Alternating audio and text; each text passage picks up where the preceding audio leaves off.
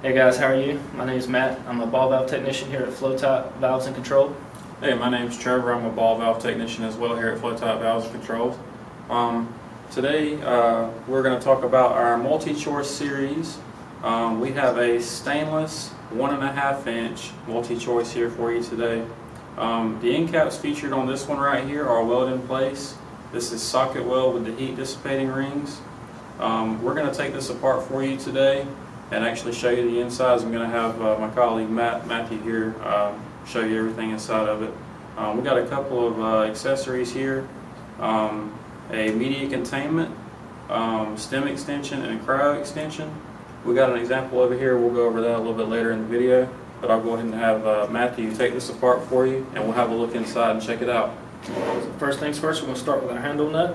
You're going to need a 15/16 wrench to take this off. So we've already got it loosely assembled to make it easier for us. First, you take your handle off. Help you out here. Yeah.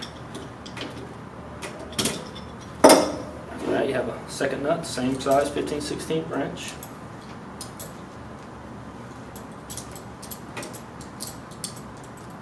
Let me get you a wrench, Matt. Yeah.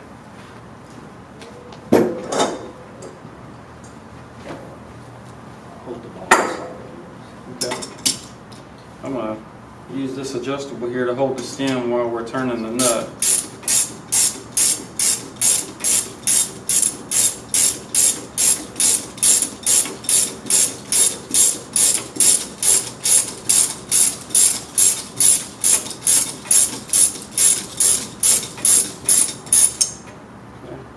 Come off easy now. Perfect. And after that, you'll take off your end caps, which is an 11/16.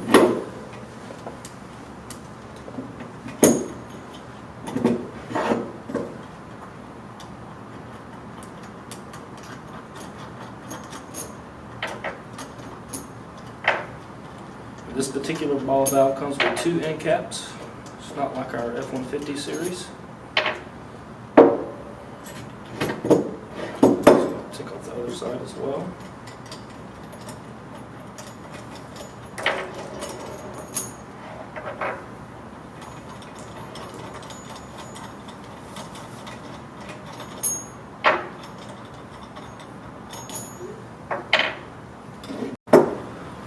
And after that, most of the times you can turn your ball, just give it a little push, and it'll pop out your end caps.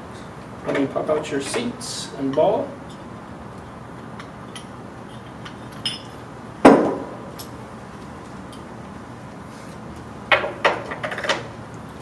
Your stem should come falling right.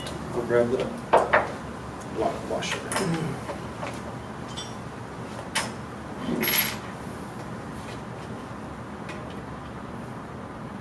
And that's pretty much the product disassembled.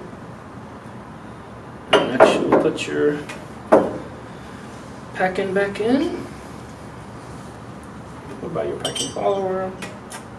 And you can squeeze your stem back in. When you're putting your packing back in, please take note of how you're putting it in. There is a certain order that you need to put it in. There's a bottom, middle, and top, and then a brush washer on the very top. What about your bevel washers?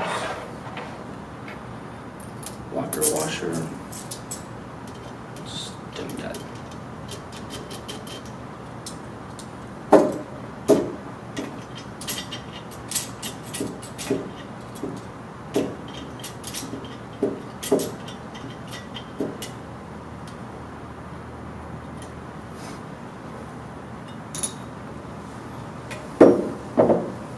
You put your seats back in.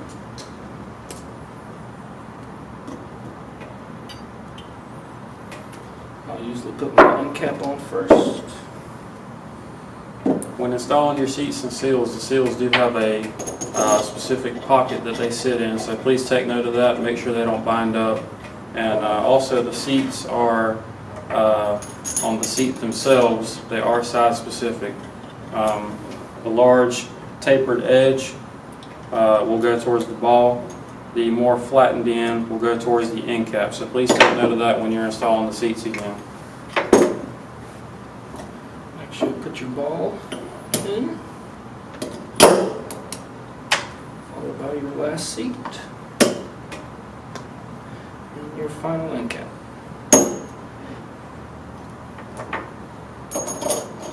And on all our valves, when we install the end caps, we really like to do heat numbers down, just so you can read them all at one time. So that's what we're doing here today. We're facing the heat numbers down.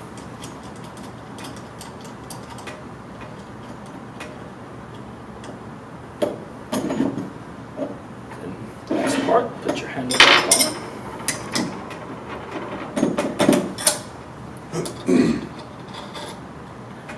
And make sure your ball valve opens and closes properly. Yeah, you want to make sure there's no binding or anything like that. You don't want to ruin your seats you just put in. It is possible for the ball to catch the seat and ruin it. If there's any damage at all, it could make it fail possibly. Matt, if you're all done assembling that there, we could talk a little bit more about our accessories here for this valve. Yes, Trevor, I sure am. That's it for this 300-200 series product. Okay. As I mentioned before, we got a couple of accessories for this valve here. They also fit our other valves as well. This is our MultiChoice. These accessories will fit our F-150s as well. A whole lot of our valves actually. But we actually have a valve here with our cryogenic extension installed already. This is just an example for you to see. This is a F-150 with our cryogenic extension, which is this right here. This already installed on there. It actually replaces the stem that exists with the valve originally. This here has an actuator, limit switch, and actually a solenoid attached to the back. This is actually all of ours. We actually carry all this. Our extension, that's for if there's not much room near the pipeline area, that'll raise up the handle a little bit for you. Our immediate containment here, this is for stem blowouts, and also has a plug you can remove to install a gauge. That'll allow you to read the pressure in the case of a stem blowout, and actually be able to provide you with a live PSI reading to see if your valve is leaking through the stem or not. So that's a pretty cool feature. And like I said, these accessories here extend across our whole line of valves pretty much. There may be a couple that it don't fit, but you'll find mostly these accessories here and a little bit more fit a lot of our valves. And also keep in mind, this extended butt weld here, this particular MultiChoice valve, different sizes, they come in different end caps. So this is extended butt weld here with the heat dissipating rings. They also come in threaded end caps and socket weld, also flanged end caps. So keep that in mind when you're purchasing valves and looking around in our catalog. Warning: never use the valve as a pipe support or structural member. Ensure that mating flanges are the same size, type, and pressure rating as the valve, and that fasteners are of the size and type approved for the flange. Ball valves can trap fluid in the ball cavity when closed. Be prepared to capture and manage any liquid retained in the valve body when disassembling the valve. If the valve has been in hazardous fluid service, review the applicable MSDS sheet and decontaminate the valve before disassembly. All persons involved with the disassembly should wear personal protective equipment such as aprons, gloves, face shield, etc. to prevent personal injury. Valves with actuators, limit switches, or positioners should have these devices disassembled from the valve prior to disassembling of the valve. Use extreme caution disconnecting any electrical and/or pneumatic sources to the valve to protect against personal injury. Isolate the valve actuator prior to disconnecting. Do not remove packing gland while the line is under pressure. Personal injury could occur. Use extreme caution when removing the flange valve from the pipeline to prevent personal injury that may be caused by cold springing of the piping. Valve should be adequately supported prior to unfastening the studs and nuts that hold the valve in line and secured with lifting straps or slings to hold the weight of the valve. Valves shall be adequately supported prior to unfastening the studs and nuts that hold the valve in line and secured with lifting straps or slings to hold the weight of the valve.